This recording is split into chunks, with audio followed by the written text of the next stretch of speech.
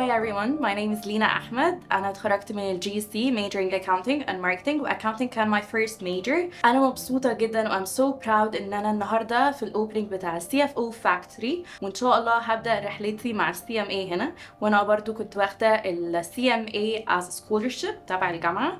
ف I'm so proud و I'm so happy that I'm here today. ليه CMA حاجة مهمة وما بقتش رفاهية الأيام دي؟ لأن في ألوفات من الناس بتتخرج من بيزنس أو من مانجمنت كل سنة. إيه اللي هيفرقك عن باقي الطلبة زمايلك أو زميلاتك؟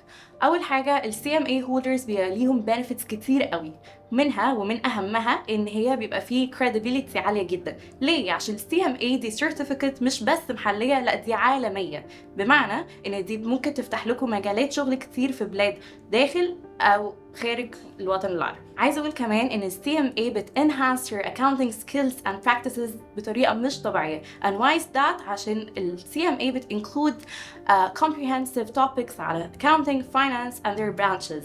وكمان هي بتحسن your networking skills بطريقة مش طبيعية، بت enhance your network, your social circle، وتبقى دايما حواليكوا ناس successful and ambitious that will help you in your career path. ليه أرشح مستر حسام الزيات ومستر مصطفى العربي؟ عشان هما they're very professional, they're experts in their career and they're experts in the field.